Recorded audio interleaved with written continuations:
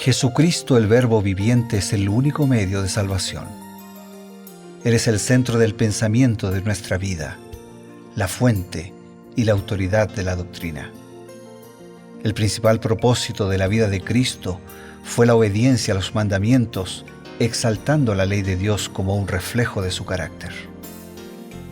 El principal mensaje a ser predicado en el mundo, basado en Apocalipsis 14, está representado por 3 ángeles llevando el Evangelio eterno al mundo entero.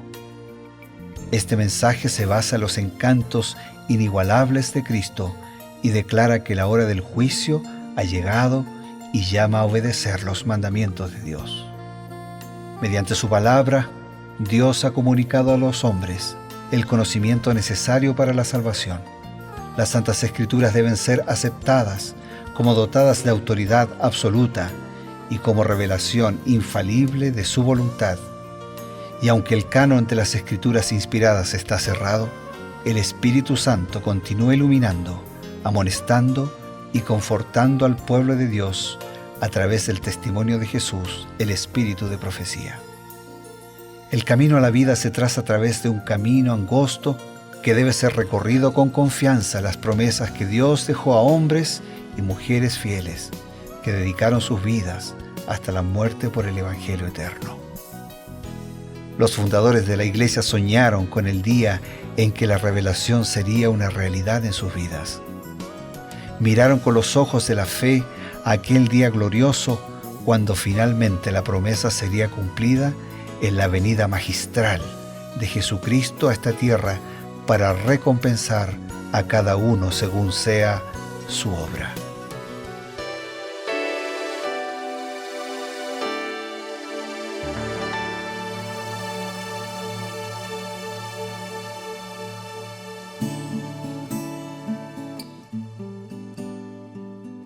¿Cómo están, queridos amigos? Una vez más nos encontramos a través de la señal de la Nuevo Tiempo, aquí en su programa Reavivados por su Palabra. Estamos en el sector Creer en sus profetas. Es un compromiso que cada día tenemos nosotros, es un reencuentro y es nuestra caminata, nuestro peregrinaje, un capítulo por día.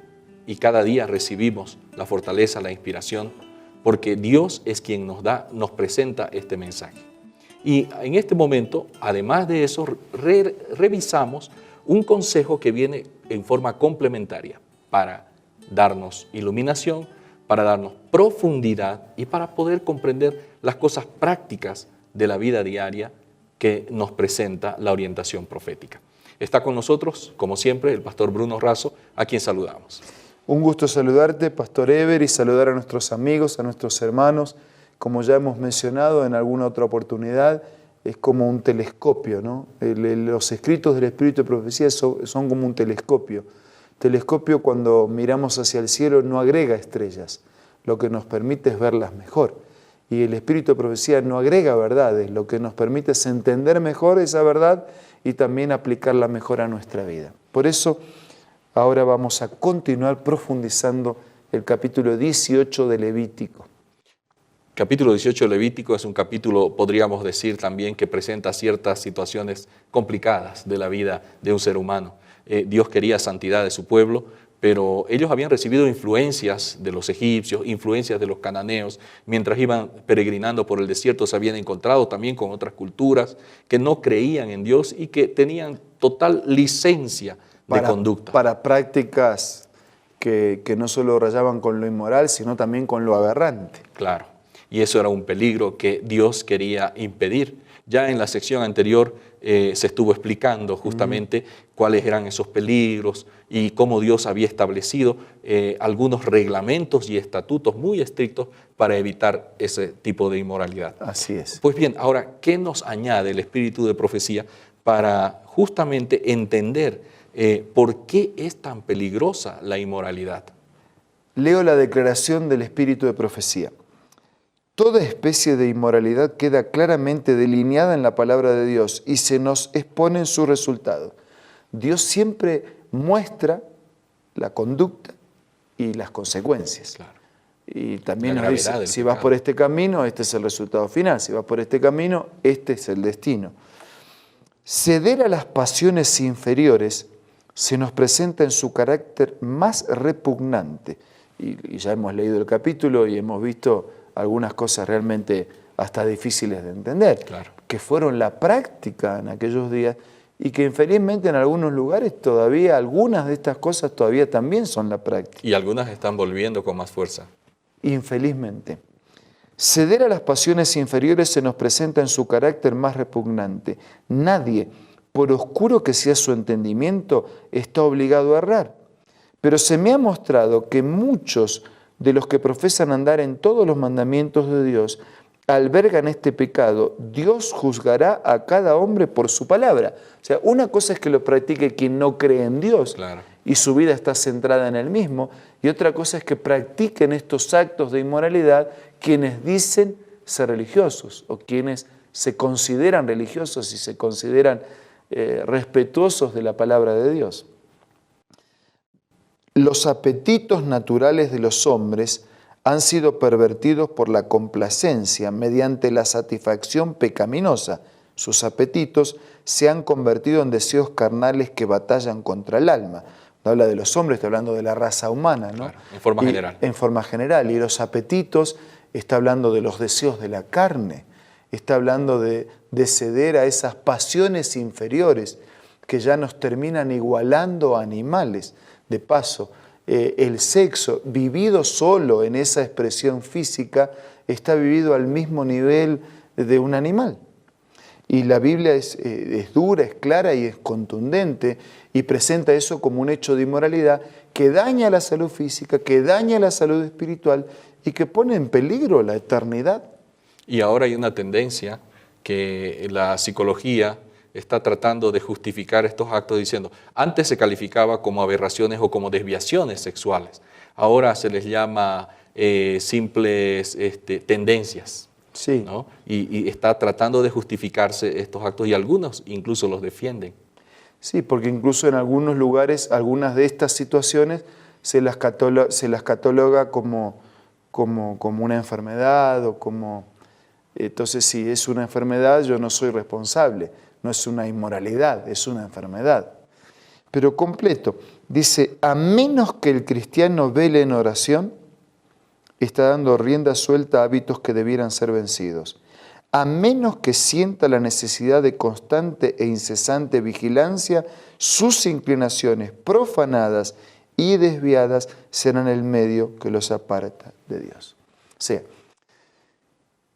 si nosotros no nos alimentamos de lo correcto, entonces nos alimentamos de lo incorrecto, estamos dando rienda suelta a nuestras pasiones inferiores y terminaremos practicando aquello que sentimos, aquello que pensamos, aquello a lo que somos atraídos y aquello que finalmente nos terminará llevando a la destrucción.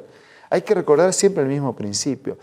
En la vida sexual, en la alimentación, en el estilo de vida, en todas las cosas, todo tiene su lugar. O sea, Dios estableció el sexo. Dios inventó el sexo. Así que, ¿el sexo es bueno o es malo? El sexo es bueno, fue creado por Dios, pero tiene un lugar, tiene una instancia.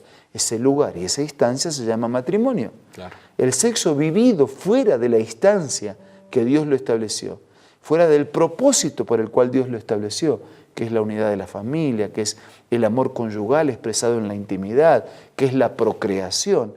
Entonces termina desvirtuando el propósito por el cual Dios lo estableció. Y nos pasa en este tema lo mismo que nos puede pasar en otros temas. Entonces, por eso, ¿cuán importante es seguir de cerca la orientación de Dios? Y algunos juegan descuidadamente y un poco atrevidamente diciendo, no, a mí no me va a influir lo que veo, lo que escucho, lo que hablo. Y entonces, en su tiempo libre, de repente, a través de los medios de comunicación que pueden ser, y en realidad son una bendición para la transmisión de las verdades, también pueden ser un peligro. Porque hoy en día la televisión, el internet, el cine, en muchos de los programas se promueve justamente algunas conductas que están claramente en contradicción con lo que la Biblia dice. Y entonces algunos juzgan y dicen, no, yo soy una persona ya con un criterio formado. Claro, eso a mí no me va a afectar. Sí. Pero eso es como la persona que dice, bueno, yo tomo alcohol, pero dice, tomo poco. pero la única manera garantizada de no caer en el riesgo de ser un alcohólico crónico es la abstinencia. Claro. El uso moderado del alcohol, como algunos dicen y defienden, abre las puertas, no a todos, pero abre las puertas a ser un bebedor crónico. Entonces, lo único que garantiza es la abstinencia.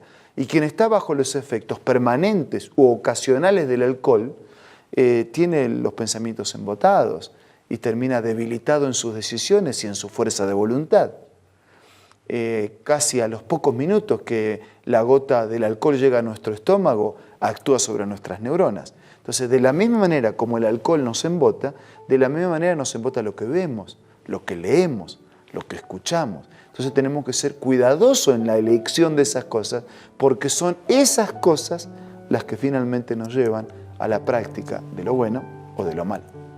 Muy bien, queridos amigos, este consejo que hemos recibido de ser cuidadosos con lo que vemos, con lo que escuchamos, pues quiero felicitarlos porque se está cumpliendo en ustedes, porque ustedes han elegido seguir la señal de la Nuevo Tiempo, donde tenemos mensajes de paz, de esperanza y de felicidad. Espérenos unos breves instantes y luego volvemos. ¿Qué tal? ¿Listo para compartir otra cita? Acompáñame. En la tierra renovada, los redimidos participarán en las ocupaciones y los placeres que daban felicidad a Adán y Eva en el principio. Se vivirá la existencia del Edén en huertos y campos. Esta cita la puedes encontrar en el libro Profetas y Reyes, escritos por Elena G. de White. Te invito a que sean parte de tu biblioteca personal. O, si te gusta la tecnología, puedes descargar la aplicación Elena G. de White del App Store o del Play Store.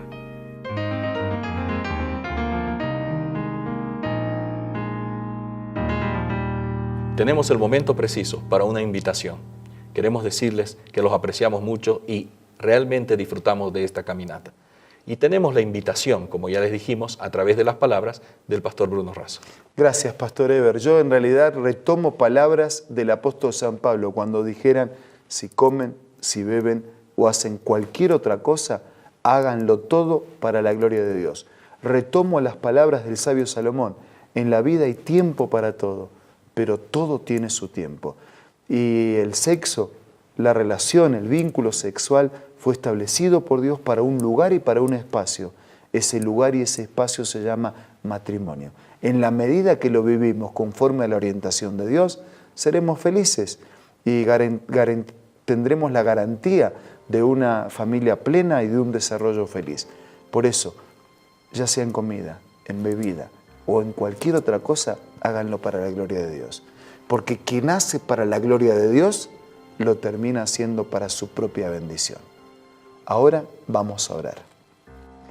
Señor, te agradecemos porque a través de estas páginas de tu palabra nos muestras y nos desafías a vivir una vida moral, una vida pura, una vida correcta.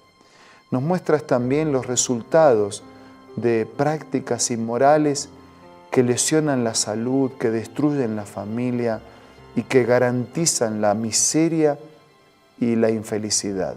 Por eso en esta hora queremos aferrarnos a tu palabra, pedirte que limpies nuestra mente, que purifiques nuestros hábitos, que fortalezcas un estilo de vida en armonía con tu palabra, que seas con todos nuestros amigos y hermanos en sus luchas, para que todos podamos mirar a Jesús, depender del Señor y ser victoriosos.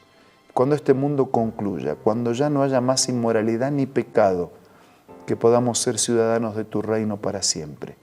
Oramos agradecidos en el nombre de Jesús. Amén. Amén.